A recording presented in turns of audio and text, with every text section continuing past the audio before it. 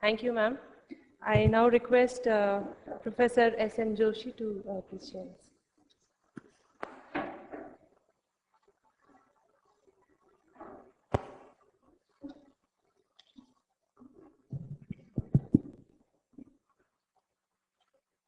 Friends,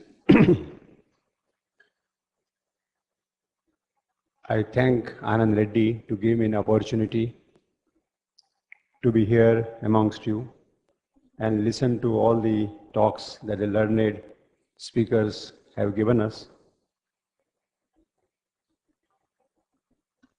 When I talked to Anand about the topic that I should speak on, he left it to me, and I thought that in the present context of the celebration of Sri Aurobindo's arrival in Pondicherry, I should speak something relevant to this event.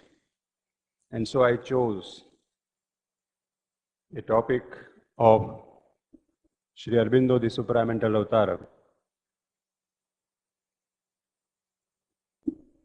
We know that Sri Aurobindo came here on 4th April 1910, and that gave a turning point to his inner sadhana, and he developed himself into a suprayogi. In this context, I want to emphasize two quotations from the mother. And before I do that, I picked up the phrase, the Supramental Avatar, from the PhD thesis of Professor Madhusudan Reddy, which he had the boldness to publish in his PhD thesis a chapter on Sri Aurobindo, the Supramental Avatar, as long back as in 1957, in the academic context of this PhD thesis. It is a boldness on his part to give a spiritual significance to an academic phenomenon, and that I liked very much, and that is why I picked up that phrase, Sri Aurobindo, the Supramental Avatar.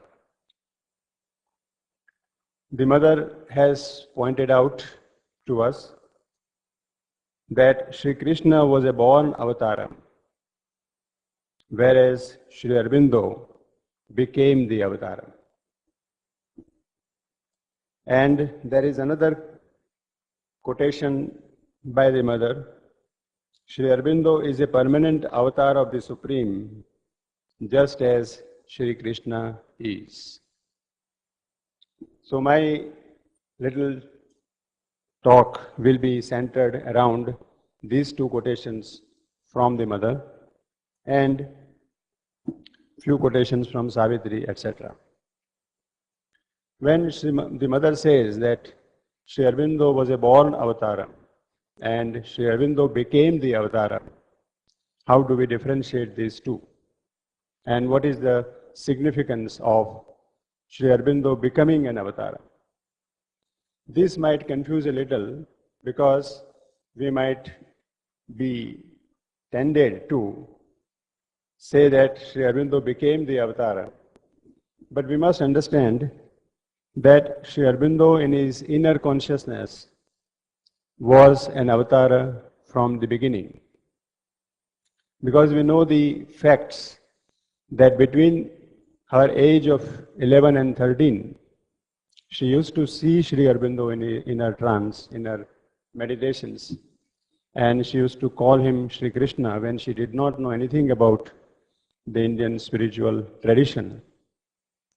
So, the outer person that Sri Aurobindo was at that point of time and what Sri Aurobindo became after 1926, these are two different things. And we must explain to ourselves as to, explain in the sense from the intuitive point of view, from the spiritual point of view, not from the mental point of view, that what is the significance of this.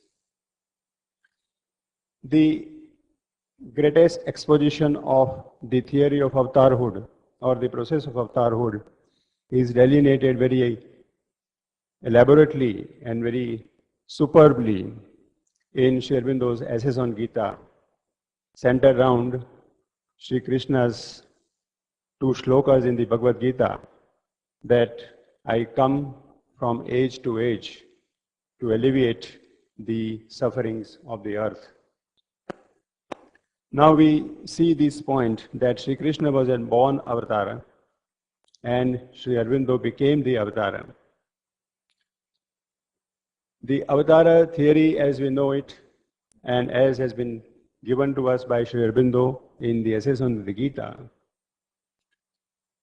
during that turning point or at the very crucial point in the history of earth, whenever there is a turning point, the avatara descends and gives a push to this evolutionary nisus that is developing on the earth.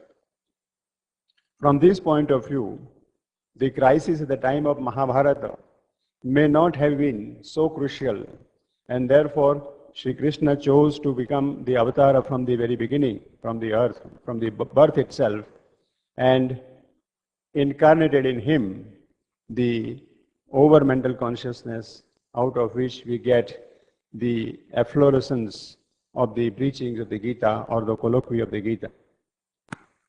Sri Aurobindo's task in the present time is entirely different, because what was intended at this crucial point in the history of earth was not doing a little work of spreading the spirituality as did Sri Krishna at the time of Mahabharata, or putting his weight on this side or that side and giving a push to the evolutionary nisus.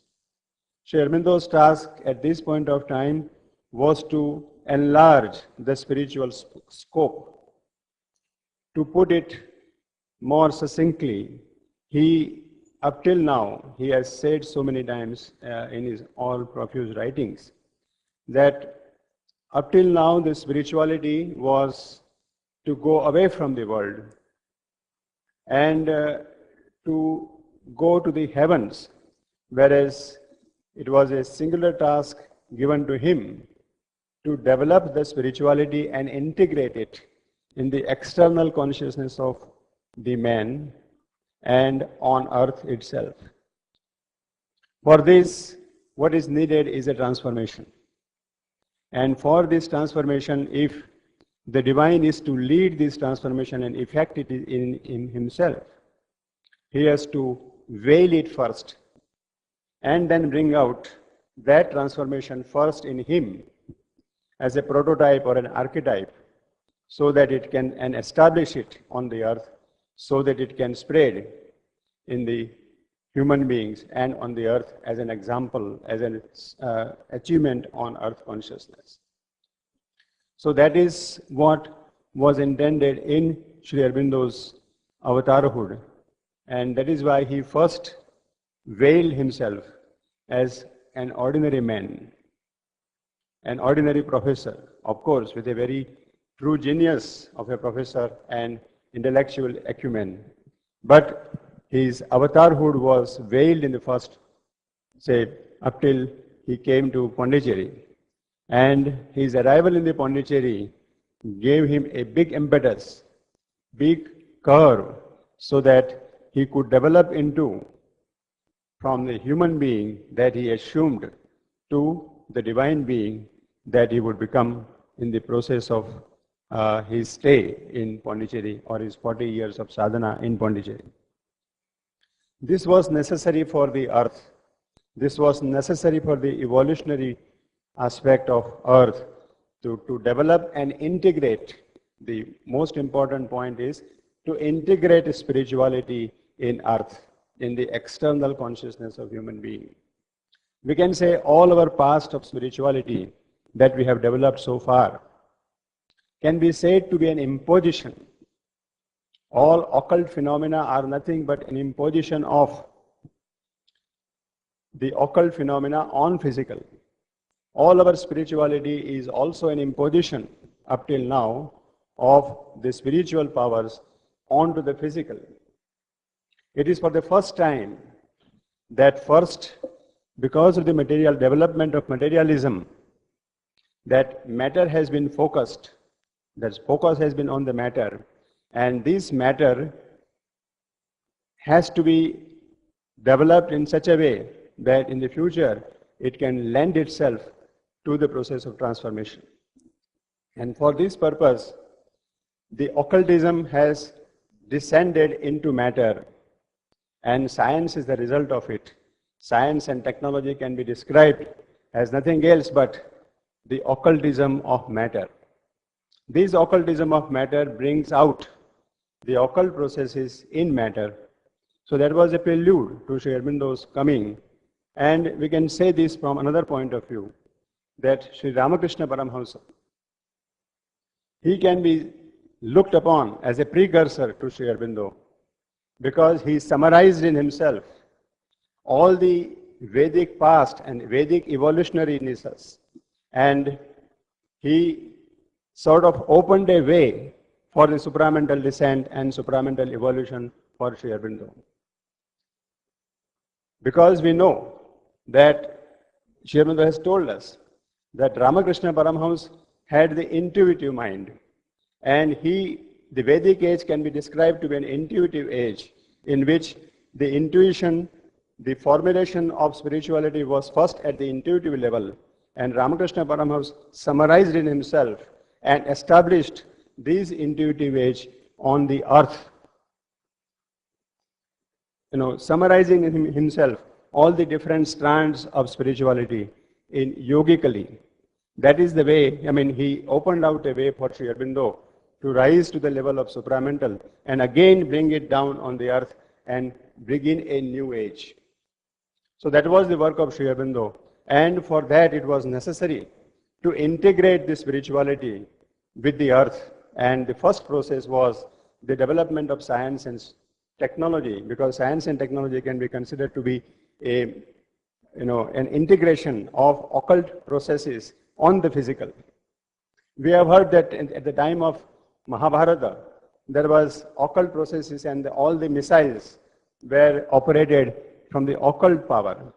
Now the same missiles have come down on the physical, and science and technology have developed these missiles. What it means is that the occult science has come down into the physical, and this physical has lent itself to the occult processes, and science and technology are the instruments for this purpose. So this brings up the idea, or Sri Aurobindo's further progress, further effort, or his tapasya, that the spirituality must also be integrated with the physical. Spirituality must also be integrated in the external consciousness of man. And to do that, he has to assume a human face, human mind, and human personality, and then develop that into a spiritual personality and a supramental personality to be able to integrate this spiritual process or the supramental process on the earth. Integrate it with the external consciousness, with the physical substance.